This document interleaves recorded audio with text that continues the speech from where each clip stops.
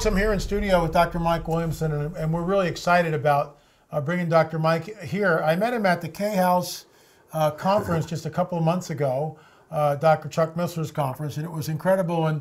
And Dr. Mike came up with me, and he gave me this CD, The King is Coming.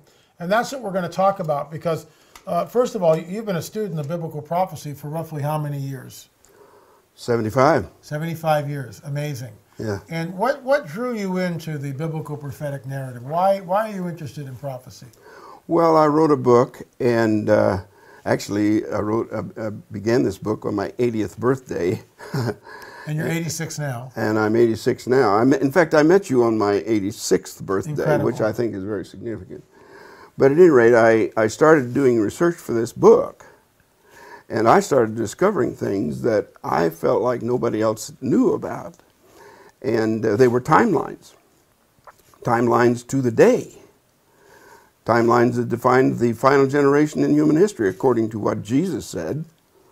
And timelines of the final Shemitah, or the final Sabbath week of years. Okay. And even Daniel's 70th week, all the way to the second coming of Jesus. The second coming. Now, you're not telling us on April 6, 2019, the return of the Messiah, the return of Jesus is going to come back. You're not saying that. I'm not talking about the rapture at all. Right. And I'm not talking about setting dates, because I didn't set them. Right. Jesus set the final generation because he said this in Matthew 24:37, I think it is, or 34. He said, this generation will not pass until all these things are fulfilled. So the next big issue is, how can we do things understanding that we're, in the last generation here, and I've got some more to say about that, then people are going to be afraid. There are times when they're going to begin to say, hey, I need to settle things with God. And so we've developed a plan for doing that. And we can talk about that maybe a little later, but that's really the overriding goal, is to engage people to begin to lay up for themselves treasures in heaven, the Christians, and for other people to come to our website and pray the prayer of my confession to accept Christ.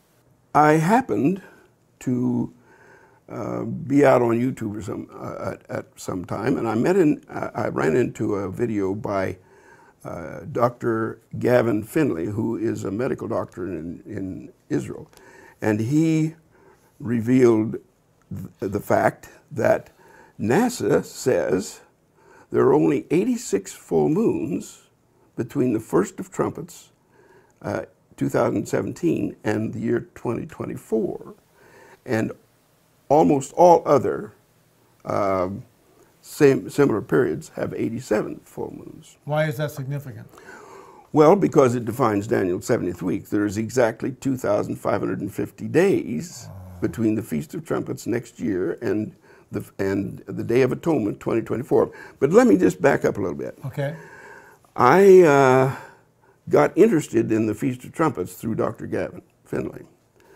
So I started in my own investigation of looking at Feast of Trumpets at other times, and I discovered that Feast of Trumpets, 1948, the same year that the Jews got Israel back, there are exactly 70 years to Day of Atonement 2017, next year. That's next year, okay. That is on October, it started on October the 4th, and it is 25,200 days to Day of Atonement 2017.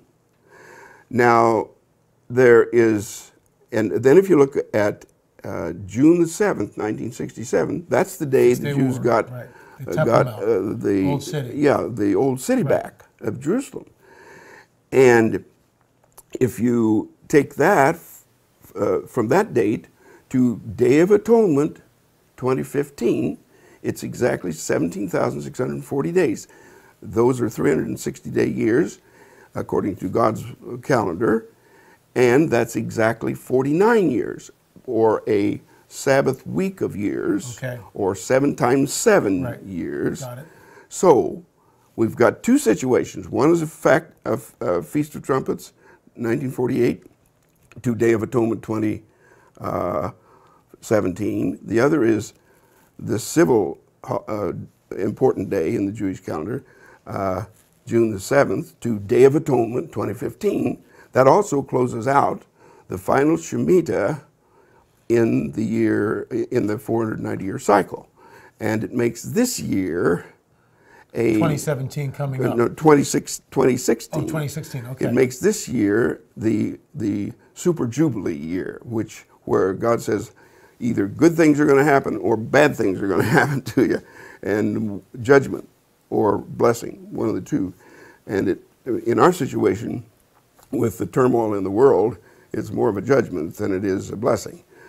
So, but then, next year, on the Feast of Trumpets, 2017, September the 22nd and 23rd, next fall, that begins this period that I was telling you about. The 7-year period. Yeah, the 7-year period, 2,550 days.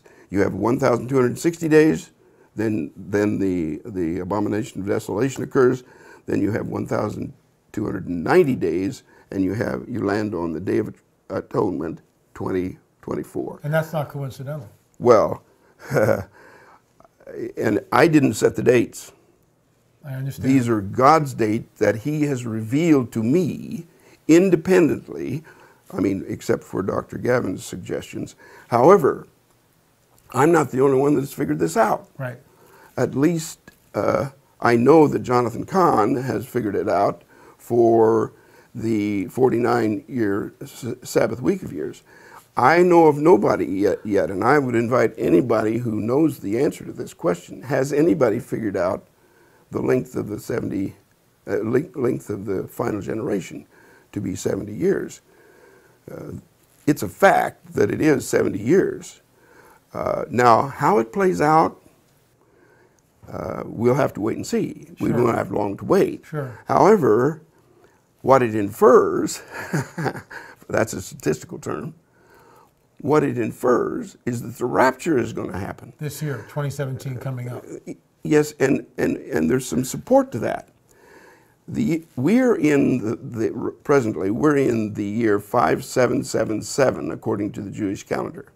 777 means the end or completion. And 5 in God's numerology means grace. If you take the grace... End of grace? That's exactly, you got it. The end of grace. This is the year of the end of grace. Let me stop you right there. When we look at what's going on this planet, and you talked a little bit about Matthew 24, the wars and rumors of wars, famines, pestilence, earthquakes in diverse places, the days of chaos, essentially. Yes. Do you think, and wherever I go, I ask people, are we better off now than we were, let's say, 16 years ago? Not a hand goes up. So do you think these are the birth pains that we're seeing, and what do the birth pains lead to? Well, the birth pains lead to Jesus coming in the clouds to rapture the church. Okay. That's what that means. Are we in that window of time? Well, let's take another look at that. Okay. Because on the 22nd and 23rd of next year, the constellation Virgo will deliver the king star Jupiter. Get it? And we're not talking astrology here. We're not talking. No, we're talking astronomy. Astronomy came before astrology, and this is. It's a whole different deal. This is a different deal. Okay. But you can get a software package. I don't even remember what the name of it is, but it's out there. That follows the juxtaposition of planets and stars, and so on the 20th of this month, just 3 days ago, in Jerusalem, conception occurred for the king planet, moving into the womb of Virgo, the constellation Virgo. Okay.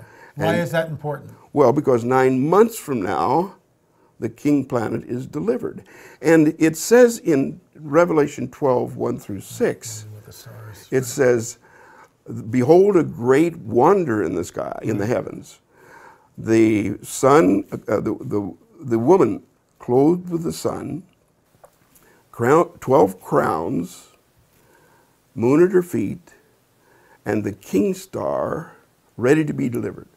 She delivered him, and the dragon was there ready to devour the king's star, the king. But the king was caught up to heaven, to his throne. Now, what does that sound like? Amazing. Amazing. Yeah. And the world doesn't have a clue about what's So this going is really only 3 days ago. We actually saw that in Jerusalem. Yes, in Now, Jerusalem. I did receive emails, pointing to that. Yes. So I've been on the road. I haven't had time to investigate it, but that's fascinating that you would bring up, because I had a flurry of emails from people who follow these signs like you do. You know, Jesus said there'll be signs in the heavens and earth. I mean, if this isn't a sign in the heavens, I don't know what is. Absolutely. So how does, I want to get back to the idea of, that we're in the last days. A lot of people scoff at this and say, well, we've heard this before, but why is it different now in your opinion? And you're further up the road than I am, and I'll be 66 in December. You're 86, so you got 20 years, so you've seen more than I have, and you're like an elder in my opinion, to me, and I respect that. So why, in your opinion, are we in the last days? Because of the precision of the information that's coming to us. The days, as I mentioned, the juxtaposition of cosmic activity, the wars and the rumors of wars and the birth pangs, the political situation that's going on worldwide. And I think, quite frankly, that the Supreme Court decision on the 26th of June last year, The gay marriage thing? gay marriage, God said, he said, when things get so immoral, like they were at the time of Noah and David and Sodom right. Sure. and Gomorrah, he said, I will give you up to a reprobate mind. And the word reprobate means beyond salvation. Very, very deliberate. So when you see all these things happening, and as Christians, of course, we haven't been able to pinpoint things as exactly, as precisely in earlier times. And people have prophesied and they've been wrong. And even as a scientist, the worst thing that could happen to me is if I make a declaration and it isn't supported by the facts. So what I'm trying to do is present the facts and wait to see how things turn out. But I've tested those facts, and they cannot be perchance. And I know, after 75 years of walking with the Lord, that God does not lie, and He does not trumpet false alarms. Let me ask you this. It says that we won't know the day or the hour, but we certainly can know the season. And that's been bandied around, for years by people trying to figure out exactly where we are in the prophetic timeline. And I think you've done that. You're not stating on December 22nd, whatever. You're saying that we're in the window of time that fits the biblical prophetic narrative based on the tetrads. Is that a fair statement? That's part of the whole story. Okay. But he said no one knows the day nor the hour of my return in the clouds. That was what he was referring to. Right. But he didn't say anything about the second coming. In fact, he said, hey, you can tell the signs of the weather in the sky. How come you can't tell the signs of my second coming or my coming? Coming meaning coming back to earth to defeat the Antichrist and the dragon and set up his millennial kingdom. So he even gives us a mandate to know those things. We're supposed to know the signs of the times. He says in Thessalonians, he says that the world, it will come as a thief of the night.